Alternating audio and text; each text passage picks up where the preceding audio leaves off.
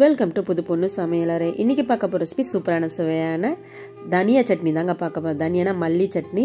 நம்ம உடம்புக்கு ரொம்பவே ஆரோக்கியம் கொடுக்கக்கூடிய இந்த மல்லி சட்னி நம்ம அடிக்கடி எடுத்துக்கும் போது பலவித நோய்கள் நம்மளுக்கு நல்லாவே குணமாகும். வாங்க எப்படி செய்து வீடியோக்குள்ளே பார்க்கலாம். அதுக்கு என்ன தேவையான பொருள் பார்க்கலாம். வாங்க வீடியோக்குள்ளே போகலாம். பேன் வச்சு ஒரு சின்ன கரண்டி அளவு எண்ணெய் ஊற்றிக்கலாம். ஒரு அரை ஸ்பூன் அளவுக்கு மிளகு அது கூட போட்டு நல்லா வறுத்துக்க வேண்டியது தான். அதுக்கப்புறமா ஒரு 4 ஸ்பூன் போல் தனியா எடுத்துக்க வேண்டியது. தனியா நல்லா வறுபட்டால் மட்டும்தான் நல்லாயிருக்கும். இல்லைனா ஒரு மாதிரி சிறுகசப்பாக இருக்கும். நல்லா வறுபடலைன்னா நல்லா கமன்னு எடுக்கணும். அந்த அளவு கலர் மாறணும். அப்போ தான் நம்மளுக்கு நல்லாவே இருக்கும். இல்லைனா ஒரு மாதிரி சாப்பிடும்போது நல்லா இருக்காது. சின்ன வெங்காயம் போட்டுக்கிட்டீங்கன்னா நல்லாயிருக்கும். சின்ன வெங்காயம்லாம் பெரிய வெங்காயம் கூட போட்டுக்கலாம். ஒரு 25 கிராம் அளவுக்கு சின்ன வெங்காயம் தோலெல்லாம் உரிச்சு சேர்த்துக்க வேண்டியது தான். மீடியம் சைஸ் தக்காளி 2 போட்டிருக்கேன். அதையும் போட்டு நல்லா வதக்கிக்க வேண்டியது தான்.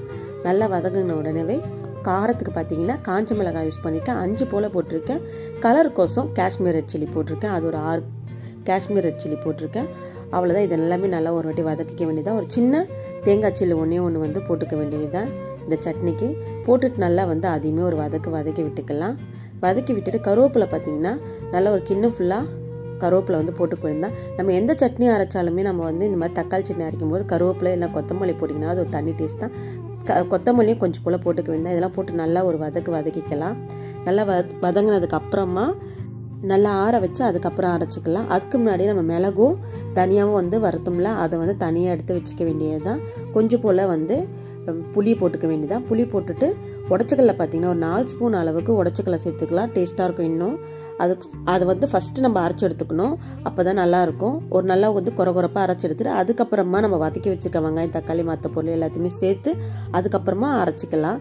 இப்போ அந்த வெங்காயம் தக்காளியில் மாற்றி அடித்து ஒரு அரை ஸ்பூன் அளவுக்கு நாட்டு சக்கரை போட்டுக்கலாம். கொஞ்சம் போல் உப்பு தேவைக்கு போட்டுக்கலாம். அதுக்கப்புறம் பத்தல்னா கூட போட்டுக்கலாம். நல்லா குறப்பாக இந்த மாதிரி அரைச்சி எடுத்துக்கணும். ரொம்ப நைஸாக அரைக்கக்கூடாது. நம்ம சாப்பிடும்போது நம்ம என்ன போட்டிருக்கோன்றது தெரியணும். அந்த அளவுக்கு இந்த மாதிரி அரைச்சி எடுத்துக்க வேண்டியதுதான். இப்போ வேறு பாத்திரத்தில் நம்ம மாற்றிக்க வேண்டியது தான்.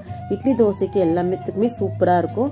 நல்லா கெட்டியாக இந்த சட்னி தண்ணி ஊற்றாமல் கெட்டியாக வச்சு சாப்பிடும்போது தோசைக்கெல்லாம் செம்ம டேஸ்ட்டாக இருக்கும். தாளிப்பு பார்த்தீங்கன்னா நல்லெண்ணெய் ஊற்றிட்டு கருவேப்பிலை கடுகு கொஞ்சம் போல் பெருங்காயம் தட்டி தாளிச்சிக்கிட்டு அவ்வளோதான். சூப்பராக இருக்கும் இந்த சட்னி. செஞ்சு பாருங்கள். நீங்களும் செஞ்சு பார்த்துட்டு அப்படியே என் சேனல் ரொம்ப பிடிச்சிருந்தா சப்ஸ்கிரைப் பண்ணுங்கள், கமெண்ட் பண்ணுங்கள், பெல் ஐக்கான் பண்ண கிளிக் பண்ணுங்கள்.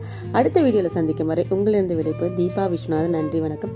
என் சேனலை சப்ஸ்கிரைப் பண்ணாமல் பார்த்தீங்கன்னா கண்டிப்பாக சப்ஸ்கிரைப் பண்ணிட்டு பாருங்கள். உங்கள் ஃப்ரெண்ட் அண்ட் ஃபேமிலிக்கு ஷேர் பண்ணுங்கள்.